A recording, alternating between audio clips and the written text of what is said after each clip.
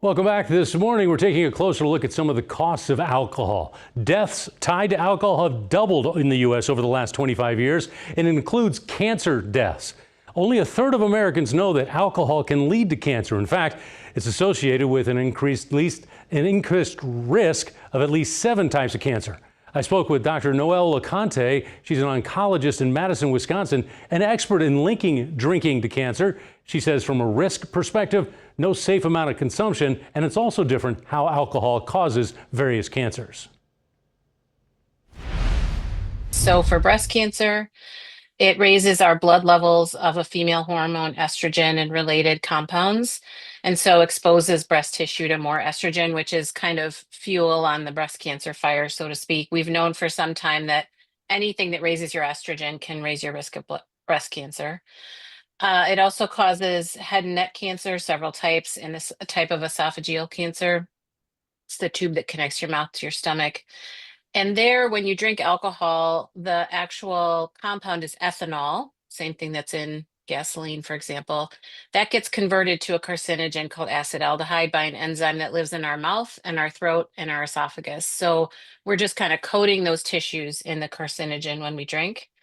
And then for liver cancer, it's related to cirrhosis. And for colon cancer, it's not totally clear, colon and rectal cancer, but we think it's related to folate manipulation and absorption. Right. So how much alcohol are we talking? Are we talking Mhm. binge drinking or just a few sips every once in a while? Yeah, so the risk is seen with either consistent daily users or people that do high amounts of binge drinking. So either can be harmful. There's some arguments that binge drinking is actually a little bit worse, but overall, we look at your total weekly consumption and we take it as a daily average, is how we do it in the scientific literature. But both have been shown to be harmful. Does it matter what type of person is drinking, which type of person, small body, large body, etc.? Yeah.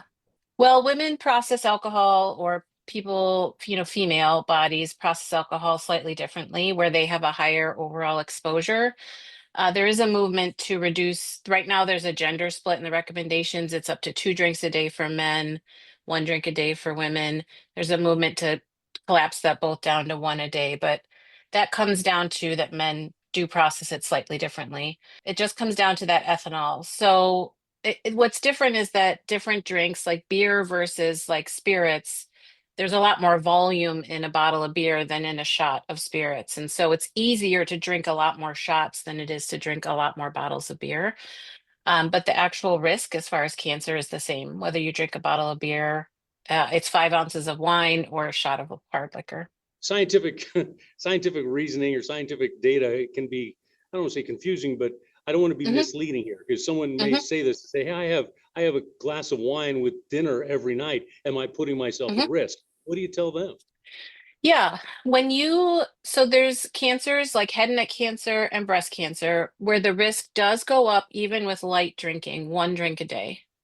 The risk is the highest in the people that drink the most, without exception across the board. So if we were going to target a group to hit first, it would be those highest consumers. Things like liver cancer, colon cancer, you really only see that risk go up with moderate or high consumption. But if someone is concerned about cancer, maybe you have a family history of breast cancer, you're concerned about it, we actually do see a slight, small but real increase in risk even with daily consumption. What we're seeing is a lot of people don't even know that alcohol can be carcinogenic. What does that say to you? Pretty much a third of people are even aware of alcohol as a carcinogen. The reason why that's important is because we know that when you're aware of it, you're much more likely to support policy changes like changes in price, tax, locations of sale. With alcohol, there has been this persistent mixed messaging around that maybe there's some heart health related to a light amount of alcohol consumption. That's the so-called French paradox.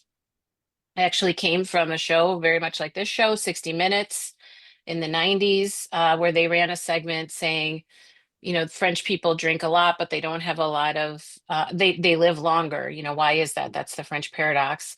That led people to think like, oh, a little bit of drinking might be healthy. And that has persisted across the studies because until recently, we're lumping people that never drank and people that don't drink now. The reality is that prior behavior is really driving their current health risk. And so when we actually separate out those groups, never drinkers from former drinkers, we actually see that the never drinkers are the healthiest group. And then the other thing is doctors drink a lot. And we know that whatever behavior, if doctors do it, they're much less likely to talk to their patients about it. Finally, then, why did you do this study? Why do you do these studies looking at these links? So I'm a GI oncologist, and I see every day in clinic the harms that alcohol can wreak on patients and families. And in patient after patient after patient, they would tell me, I didn't know. I didn't know. And so that made me realize we needed to elevate the conversation. And so we wrote a policy statement. That really was what kind of got the train to leave the station, so to speak. That was in 2018. And now we have the Surgeon General behind us, under a former administration. Right before the end of the Biden administration, he put out a report about alcohol as a carcinogen. So we have some momentum now, but that was initially what brought me to it. And up next on KETV News Watch 7's Chronicle, the shakeup at the Nebraska Liquor Control Commission, plus the fight to increase the tax on alcohol in Nebraska. You're going to meet a couple of Omaha high school students working with a state senator on that.